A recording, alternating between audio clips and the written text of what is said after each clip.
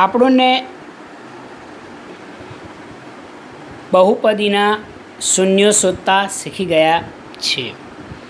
આજે આપણે બહુપદીના બીજા સૂત્રની મદદથી પણ શૂન્ય શોધીએ. હવે આપણી પાસે કોઈ એક બહુપદી છે પી ઓફ એક્સ. હવે એ પી ઓફ એક્સ બહુપદી આપણને દ્વિઘાત બહુપદી આપી હોય તો આપણને દાખલા ગણતા આવડે છે. પરંતુ જ્યારે આ રીતે બહુપદી આપેલી હોય કે પી ઓફ એક્સ બરાબર એક્સ સ્ક્વેર માઇનસ 81, તો એનો અવયવ કઈ રીતે પાડીશું? તેના માટે આપણે સૂત્ર યાદ રાખીશું. એ સ્ક્વેર માઇનસ બી સ્ક્વેર બરાબર એ માઇનસ બી, અને બીજો અવયવ છે એ પ્લસ બી.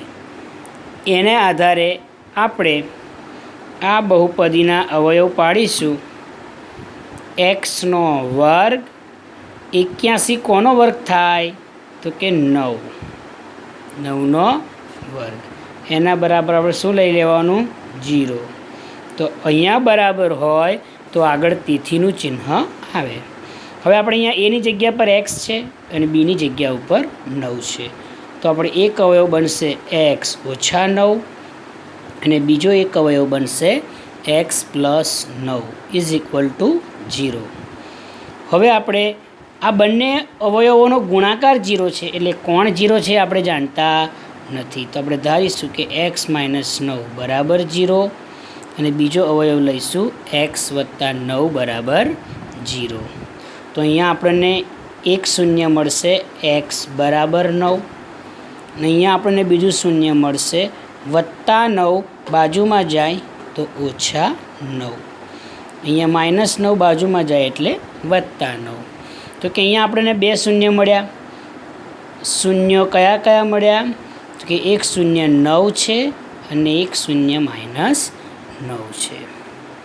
તો આ રીતે આપણે દ્વિઘાત બહુપદીના શૂન્ય શોધી શકીએ છીએ. બીજો એક આપણે એક્ઝામ્પલ જોઈએ. પી ઓફ એક્સ બરાબર એક્સ વર્ગ માઇનસ 3. હવે આપણે આ બહુપદીના શૂન્ય કઈ રીતે શોધીશું? તો કે આપણે સૌ પ્રથમ અહીંયા આપણે આપેલી બહુપદીને વર્ગ બને તે રીતે ફેરવીશું. અહીંયા 3 આપ્યા છે. હવે 3 કોઈનો વર્ગ છે નહીં, તો મારે એને એ સ્ક્વેર માઇનસ બી સ્ક્વેરના સૂત્ર પ્રમાણે બનાવવા હોય તો મારે શું કરવું પડે? તો કે આપણને ખબર છે કે વર્ગમૂળ અને તેનો વર્ગ લઈએ તો વર્ગમૂળ પણ નીકળી જાય અને વર્ગ પણ નીકળી જાય. તો અત્તા તેના તે થઈ જાય 3. એટલે કે અહીંયા લખીશું વર્ગમૂળ 3નો વર્ગ એટલે કેટલા? 3 જ કહેવાય.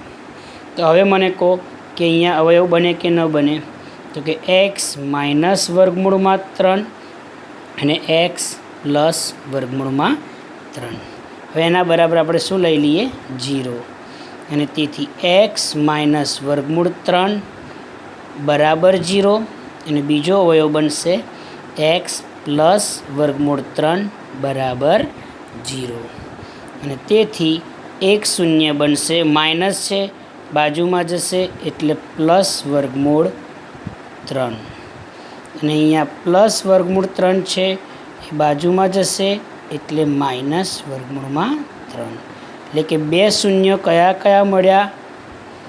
એક શૂન્ય છે વર્ગમૂળ 3 અને બીજું શૂન્ય છે માઇનસ વર્ગમૂળ 3. તો આ પ્રકારે આપણે બહુપદીના અવયવ પાડી શકીએ છીએ. તો આપણે હોમવર્ક માટે પ્રેક્ટિસ કરીશું. પહેલો દાખલો છે પી ઓફ એક્સ બરાબર એક્સ સ્ક્વેર માઇનસ 9.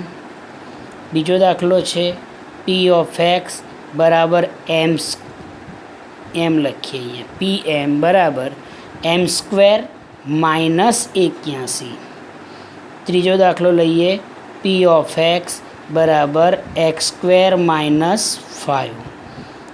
એ જ પ્રમાણે ચોથા દાખલાની પ્રેક્ટિસ કરીશું એક્સ સ્ક્વેર માઇનસ 4. અને એક દાખલો લખીશું આપણે પી ઓફ એક્સ બરાબર એક્સ સ્ક્વેર માઇનસ 7.